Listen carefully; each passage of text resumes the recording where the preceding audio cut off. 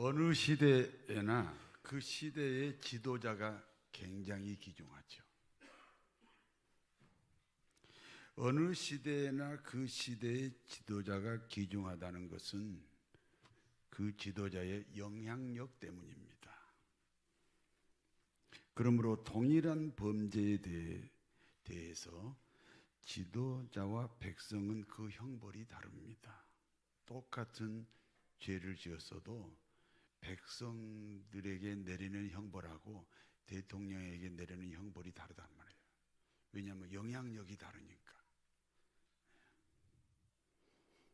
창세기 4장 24절에 가인을 위하여는 벌이 7배고 라멕을 위하여는 벌이 77배다, 그런 말씀이 있어요. 가인은 첫 번째 인간 아담의 아들이므로 2대째잖아요. 2대째. 그러니까 인구가 4명밖에 안 돼요. 가인은 인구가 4명일 때 동생 아벨을 죽였어요. 그러니까 그 영향력이 세 사람에게 미치는 거죠. 그러나 라멕은 첫 번째 아담으로부터 5대째예요. 가인보다 인구가 5배나 많아요. 그러므로 같은 범죄일지라도 그 라멕이 지은 죄의 영향력이 크니까 그래서 형벌도 크다, 그런 뜻입니다. 영향력이 클수록 형벌이 커진다는 거죠. 그렇기 때문에 야고보서 3장 1절에는 함부로 선생이 되지 마라. 함부로 선생이 되지 마라. 왜냐하면 선생이 되면 그 사람의 행동에 대해서 영향력이 달라지니까. 실수하면은 제자보다는 스승의 실수가 더 크잖아요. 그러니까 함부로 선생이 되지 마라. 나는 함부로 대통령 안 했으면 좋겠는데 대통령을 서로 하려고 그래요. 그럼 그 나중에 뭐 하나 잘못해도 그 벌이 커요. 제가 지난주에 인도네시아 선교 중에 있었습니다.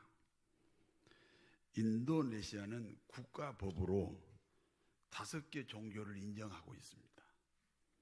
이슬람과 기독교와 불교와 힌두교와 유교를 법으로 보장해주고 있습니다.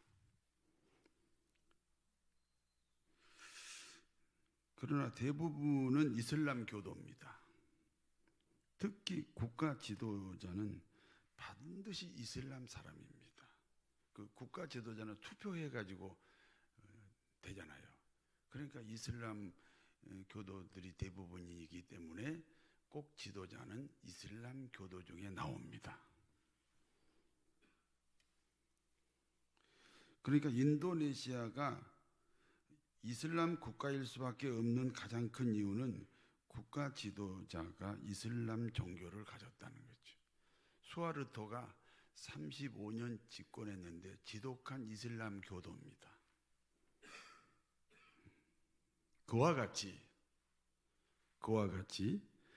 이스라엘 역시 아합왕이 바알 신자입니다. 그러므로 이스라엘 백성들도 아합왕의 영향력을 받아서 거의 대부분이 바알 신자로 바뀌고 말았습니다. 바알 우상 숭배자인 아합왕의 특징이 뭡니까? 바알 숭배자 아합왕을 알기 위해서는, 바알 숭배자 아합왕을 이해하기 위해서는 우상이 뭔지를 먼저 알아야 됩니다. 여러분, 우상이 뭐예요? 뭐 절간에 부처, 저 유교의 뭐 공자, 뭐 마호메트,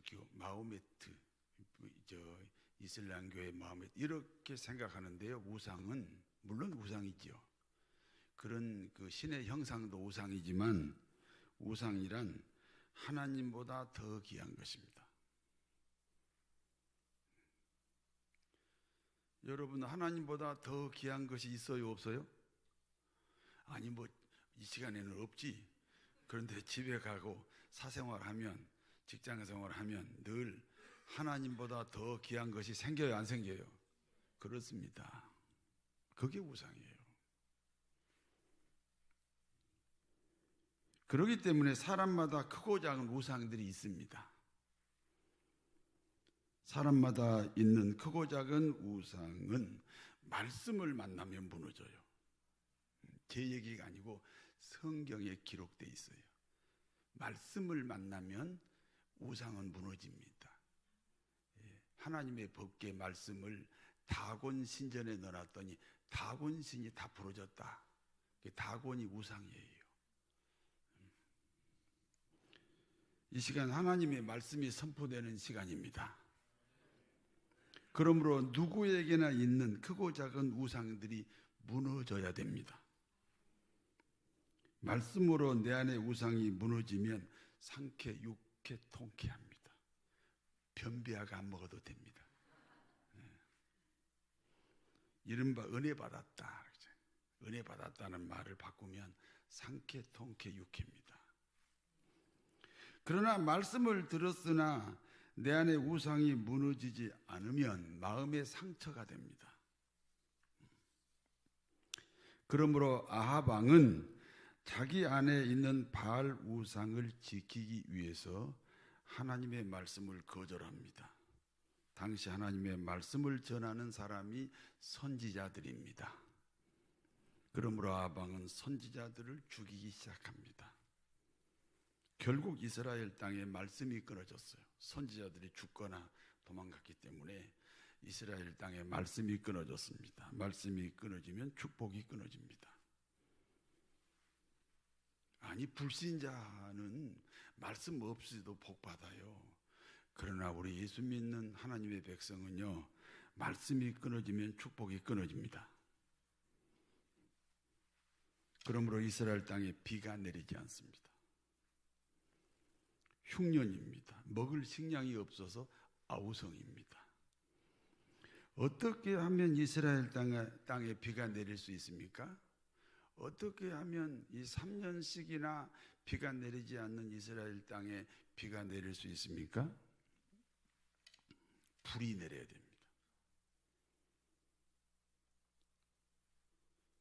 축복의 비가 내리려면 하늘에서 성령의 불이 내려야 됩니다. 제가 인도네시아에 있는 동안 예수 승천일이 있었어요. 와, 예수 승천일이 인도네시아에서는 국경일이에요. 와, 깜짝 놀랐어요. 저 성탄절도 국경일이고요, 부활절도 국경일이에요. 현실적으로 이슬람 국가인 인도네시아에서 예수 승천일이 국경일이라는 것은 참 아이러니하잖아요. 제가 국경일인 예수 승천일 날 자카르타에서 제일 유명한 공원을 가게 됐습니다. 그 인도네시아는 새벽 3시부터 귀가 따갑도록 이슬람 기도를 해요. 아무리 깊은 안방에 들어있어도 다 들려요. 3시간마다 계속해서 그 기도가 나와요. 완전히 이슬람 권세로 뒤덮인 자카르타예요. 내가 그 기도 소리 들을 때 무슨 생각했느냐? 야, 이거 완전히 영적으로 장악을 하는구나. 이슬람의 영이 장악을 하는구나. 그와 같은 상황에서 지금 어느 기독교 단체가 그 공원 한쪽에서 예배를 드립니다. 저는 그 광경을 보면서 하늘에서 성령이 불이 내리는 것을 분명히 보았습니다. 이 불이 안 내리면 예배 못 드려요. 자카르타만 그렇습니까? 우리 대한민국의 교회들도 예배 시간을 통해 성령의 불이 내려야 됩니다. 문제는 한국 교회에 성령의 불이 사라지고 있다는 거죠. 성령의 불이 없는 예배가 대부분이에요. 요새 젊은 목사들은요, 이 말을 잘 이해를 못해요. 예배 드릴 때 성령의 불이 함께 해야 됩니다. 엘리야 선지자는 가뭄으로 인해 물이 필요한 이스라엘 땅에 불을 구하는 선지자예요. 그리고 엘리야 제단에 하나님의 불이 드디어 떨어졌습니다. 지난주에 나온 설교죠. 이 시리즈로 지금 이어가고 있는 거예요. 엘리야 제단에 하나님의 불이 떨어졌습니다. 불이 떨어진 것을 본 엘리야가 아합 왕에게 이렇게 말합니다. 불이 떨어졌습니다. 그러므로 이제 반드시 비가 내립니다. 속히 왕궁으로 가셔야 됩니다. 그래도 또 자기 죽이려고 하는 그 또 아합 왕을 또 엘리야 선지자는 또 비 맞지 말라고 또 걱정하잖아요. 백성들은 불이 있는 엘리야 제단으로 우르르르 모입니다. 그리고 바알 선지자 450명, 아세라 선지자 400명을 기손 시냇가로 데려가서 다 죽여버렸습니다. 살인 사건이 아닙니다. 그리스도인의 영적 승리입니다. 엘리야는 응답을 받았어요. 불이 떨어졌으니까 응답을 받았잖아요. 불을 달라고 기도했는데 불이 떨어졌어요. 응답을 받았어요. 그러므로 이제부터 기도하기 시작합니다. 이게 중요한 얘기입니다. 우리는 응답 받으면 기도 안 하잖아요. 응답 딱 받으면 하나님 가만히 계세요. 이제 내가 움직일게요. 그러면요, 응답을 받았는데 받은 거야, 안 받은 거야? 그렇게 돼요. 응답 받았으니까 이제 기도해야 됩니다. 응답 받았으니까 계속해서 응답을 진행하셔야죠, 하나님이. 그래서 이제 엘리야가 진짜 기도하는 거예요. 불이 떨어진 다음에 진짜 기도하는 거예요.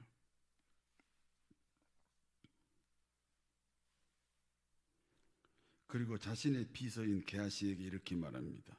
지중해 쪽 하늘을 바라보라. 아무것도 없으면 무엇이 보일 때까지 계속 보라. 계속 지중해 쪽을 지켜보던 게하시가 대답합니다. 손바닥만한 구름이 있습니다. 손바닥만한 구름이 있습니다. 손바닥만한 이 구름이 엘리야의 기도와 함께 점점 커집니다. 엘리야의 기도와 함께 점점 커집니다. 나중에는 이스라엘 전체를 그 구름이 덮었습니다. 그리고 비가 내리기 시작합니다. 3년 동안의 가뭄이 해결됐습니다. 그렇습니다. 비가 필요하면 먼저 불이 와야 돼요. 여러분, 건강이 필요하면 먼저 성령의 불을 받아야 돼요. 사업의 번성이 필요하면 먼저 성령의 불을 받아야 돼요. 가정의 화목이 필요하면 먼저 교회에 와서 성령의 불을 받아야 돼요. 축복이 필요한 곳에 먼저 성령이 불이 와야 된다. 꼭 기억하시기 바랍니다. 왕궁으로 돌아온 아합 왕은 갈멜산에서 일어난 모든 일들을 자기 부인인 이세벨 왕비에게 이야기를 합니다. 사실 그 부흥회에 말이죠. 이세벨이 왔으면 얼마나 좋아. 그런 은혜의 자리는 빠져.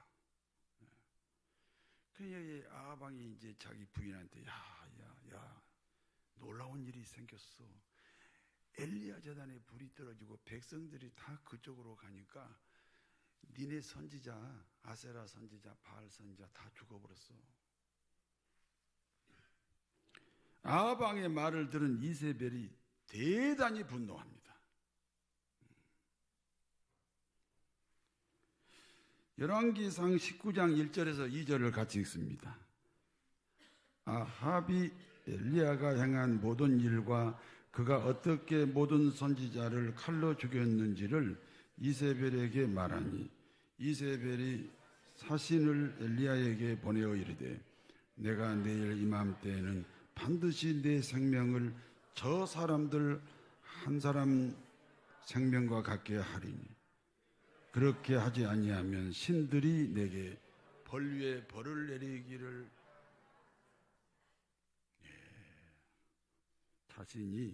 자신의 선지자들이 엘리야에 의해 죽었잖아요. 그러므로 이세벨이 결심하는 거죠. 내가 24시간 안에 엘리야 너 죽이겠다. 만약에 24시간 안에 너 못 죽이면 내가 대신 죽겠다. 이세벨 왕비의 결심을 엘리야가 알게 되었습니다. 그리고 로뎀 나무 아래 쓰러져 버렸습니다.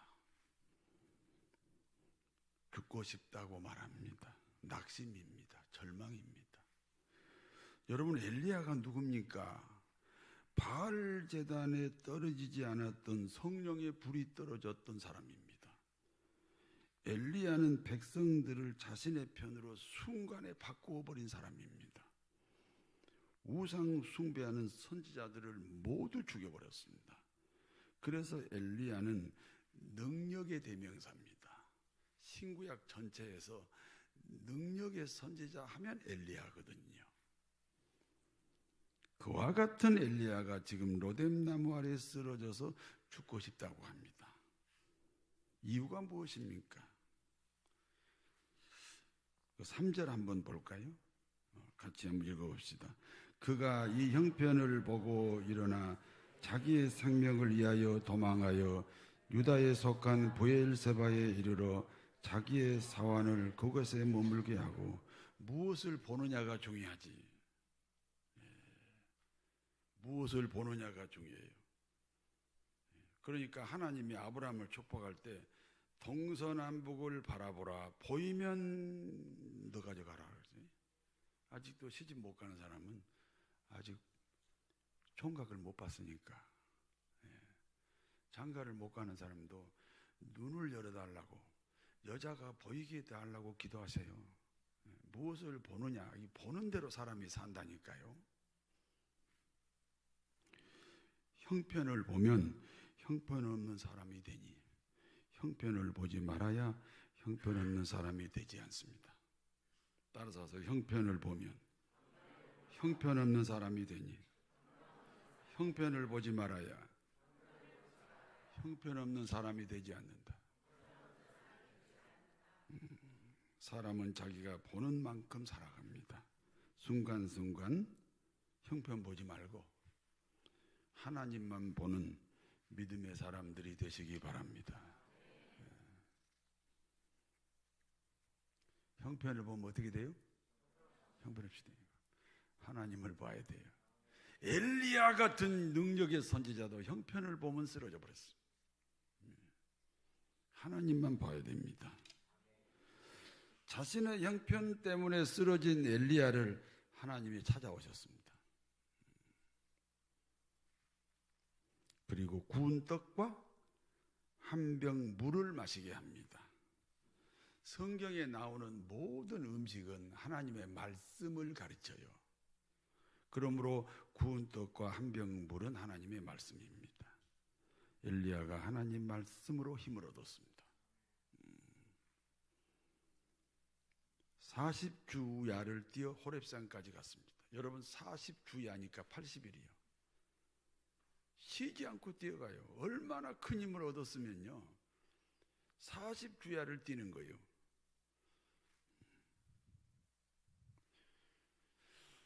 말씀으로 힘을 얻으시기 바랍니다. 그리고 어느 굴 속에 들어갔습니다. 그때 하나님이 말씀합니다. 엘리야야, 너는 어찌하여 여기 있느냐. 아니, 하나님이 어디 있는지 몰라서 꼭 누구를 만나면 어디 있느냐고 질문하잖아요. 하나님에게 중요한 것은 현재입니다. 과거도 기억하지 아니하십니다.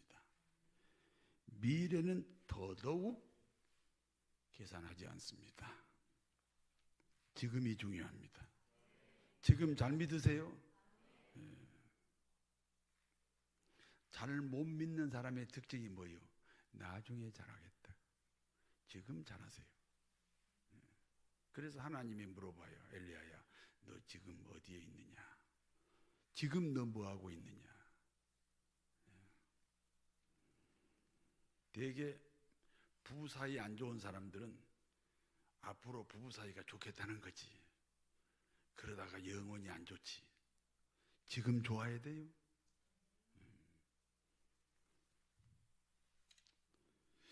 엘리야가 대답합니다. 하나님의 백성 이스라엘이 주님을 버렸습니다. 선지자들을 죽이고 하나님의 제단을 바알 제단으로 바꿔버렸습니다. 여러분, 성지순례 가면요, 예루살렘 성전이요 이슬람 성전으로 바뀌었거든요. 우리 한국 교회, 세계 교회들이 지금 점점 이렇게 바뀌고 있어요. 하나님의 제단에서 멀어져 가고 있는데 우리 그 분별 못하지요.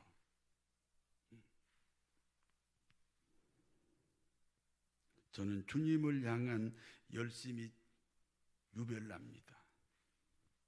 그러므로 저는 유별난 특심 때문에 지금 견딜 수 없는 고통에 있습니다. 이 나라의 우상이 이렇게 뒤덮여 있는 이 꼬라지를 보니까 분통이 터져서 견딜 수 없습니다. 다 죽고 나만 남았습니다. 그런데 이세벨이 나 죽이겠다고 지금 사생결단하고 있습니다. 그때 하나님이 말씀합니다. 아니야. 다 죽고 너만 남은 게 아니야. 내가 숨겨놓은 7,000명의 선지자가 있어.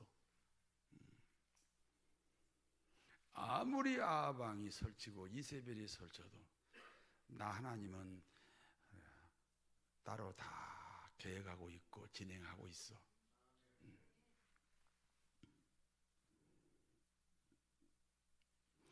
그리고 엘리야를 산 꼭대기에 데리고 갑니다. 그때 강한 바람이 불었습니다. 얼마나 강한지 산이 두 쪽으로 갈라져요. 산이 갈라져요.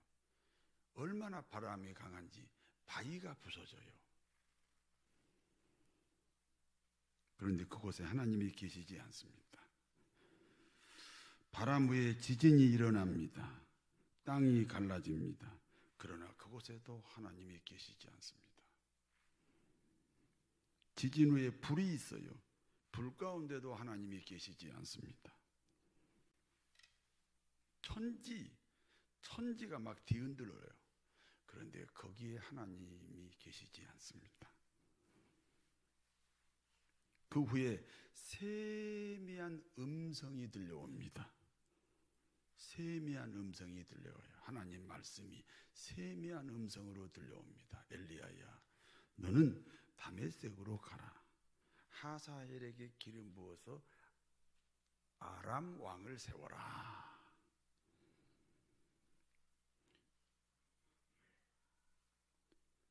엘리야야, 너는 임시의 아들 에후에게로 가라. 에후에게 기름을 부어라. 그리고 이스라엘의 왕이 되게 하라. 엘리야야, 너는 아벨 무흘라 사밧의 아들 엘리사에게 가라. 그리고 엘리사에게 기름 부어서 너의 후계자로 삼아라. 여기까지가 본문의 내용입니다. 이 두 가지 설교가 있거든요. 되게 목사가 자기 이야기, 자기 소신을 얘기하는 설교가 있고, 저처럼 본문을 이렇게 쭉 풀어주는 설교가 있어요. 제가 지금 본문을 쭉 풀었잖아요.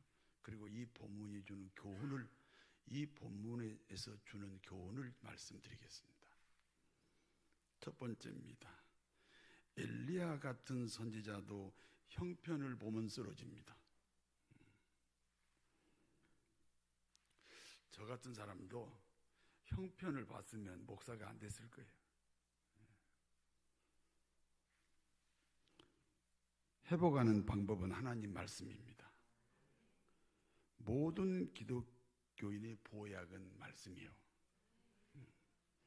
말씀이 보약이 되려면 말씀으로 자신을 발견해야 돼요. 그러므로 요한복음 1장에는 말씀을 사람들을 비추는 빛이다 그랬어요. 빛. 빛이 비추면 자기가 발견되는 거잖아요. 몰랐던 자기를 찾는 거잖아요. 엘리야가 로뎀나무 아래서 하나님의 말씀을 음식처럼 먹었습니다. 그리고 자기를 발견하니까 나 같은 죄인 살리신 주 은혜에 놀라와. 잃었던 생명 찾았고 광명을 얻었네. 힘을 얻었어요. 그리고 40주야를 뛰었습니다. 그리고 하나님의 산 호렙까지 왔습니다.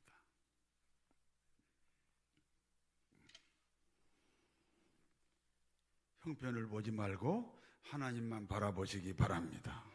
두 번째입니다. 하나님의 음성은 자아가 무너질 때 세미하게 들립니다. 산이 갈라지고 바위가 부서졌습니다. 산과 바위는 자존심입니다. 산과 바위 같은 자존심이 갈라지고 부서집니다. 산이 갈라지고 바위가 부서진 다음 지진이 일어납니다. 땅이 갈라집니다. 땅가죽 같은 두꺼운 내 안에 위선이 갈라져요. 위선이 갈라집니다. 다시 말씀드립니다. 내 안에 산이 갈라지고 내 안에 바위가 부서지고 내 안에 지진이 났고 내 안에 땅이 갈라졌을 때에 하나님의 음성이 들립니다. 이유가 무엇입니까? 하나님의 말씀은 세미하거든요. 세미하니까 다 부서지고 무너져야 들려요. 마음에서 들려요. 마음에서 들려요.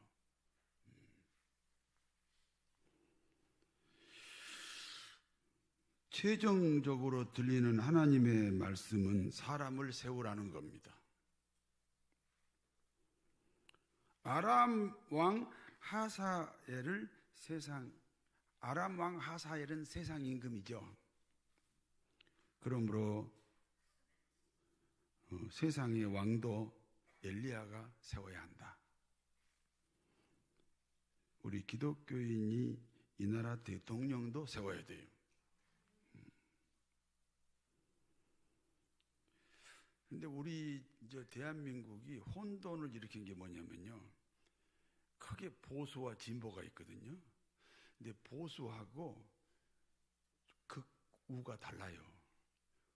보수 이코르 극우가 아니에요. 극우가 아니에요.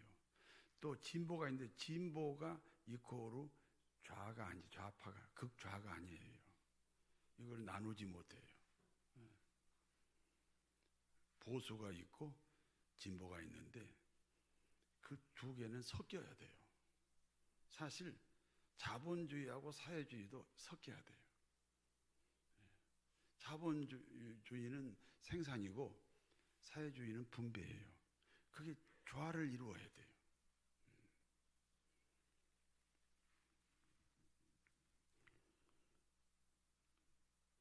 우리가 기도해서 좋은 대통령을 세워야 됩니다. 인도네시아는 기독교 국가인 네덜란드가 350년을 통치했어요. 그러므로 이슬람 국가지만 기독교를 용인하고 있지 않습니까?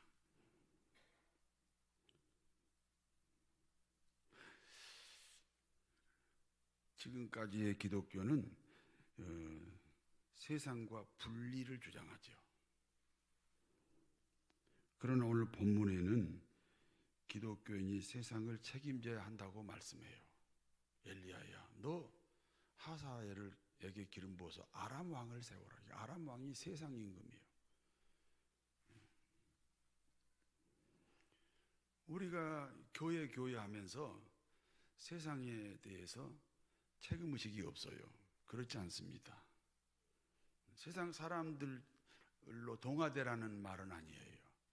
그러나 우리가 사는 대한민국, 우리가 사는 이 세상을 향해서 우리가 일정한 책임감을 가지고 기도하고 참여해야 될 줄로 믿습니다. 에후는 이스라엘의 왕이죠. 이스라엘은 교회에 대한 상징이에요. 교회는 담임 목사나 장로만 책임지는 곳이 아니에요.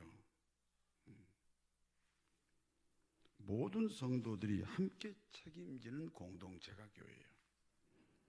그와 같은 교회를 해중교회라고 불러요. 우리 그리스 교회가 해중교회예요. 해중교회 반대가 카톨릭이에요. 카톨릭은요, 사제들이 책임져요. 그러나 우리 해중교회는요, 교인들이 책임지는 교회예요.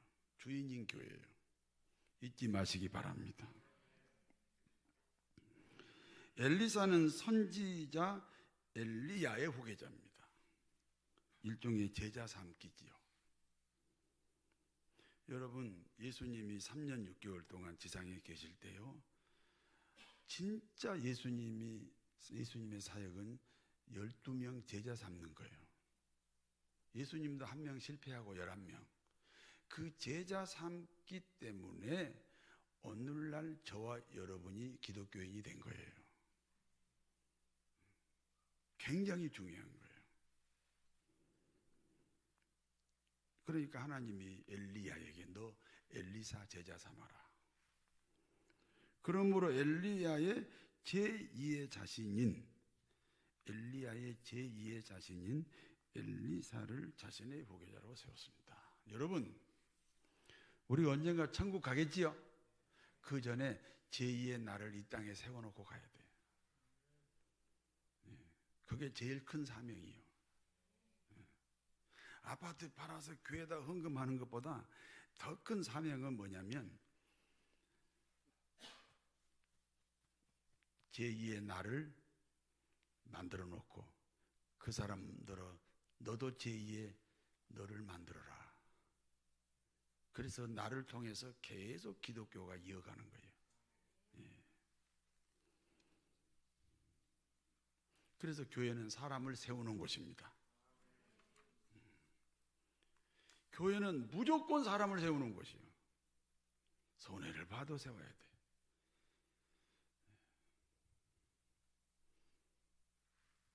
당신은 사랑받기 위해 당신의 삶 속에서 그 사랑 받고 있지요. 당신은 사랑받기 위해 태어난 사람. 옆에 사람에게 손을 내밀어서 당신의 삶 속에서 그 사랑 받고 있지요. 태초부터 시작된 하나님의 사랑은 우리의 만남을 통해 열매를 맺고 신이 이 세상에 존재함으로 인해 우리에게 얼마나 큰 기쁨이 된. 당신은 사랑받기 위해 태어난 사람, 사랑받기 위해 태어난 사람, 지금도 그 사랑 받고 있지요. 당신은 사랑받기 위해 태어난 사람, 지금도 그 사랑 받고 있지요. 형편을 보면 형편없이 됩니다. 형편을 보지 말고 하나님을 봅시다. 하나님의 음성은 자아가 무너질 때 들립니다. 산 같은 자아입니다. 바위 같은 자아입니다. 땅가죽 같은 자아입니다. 자아가 무너질 때 하나님의 음성이 세미하게 들립니다. 사람을 세우라는 말씀입니다. 사람을 세우는 그리스 교회가 되시기를 진심으로 축원합니다. 전능하신 하나님, 형편을 보지 말고 하나님만 바라보게 하옵소서. 거룩하신 하나님, 산 같고 바위 같은 자아를 무너뜨림으로 하나님의 음성을 듣게 하옵소서. 그리하여 사람을 세우는 복된 교회와 복된 교우들이 다 되게 하옵소서. 예수님 이름으로 기도하옵나이다. 아멘.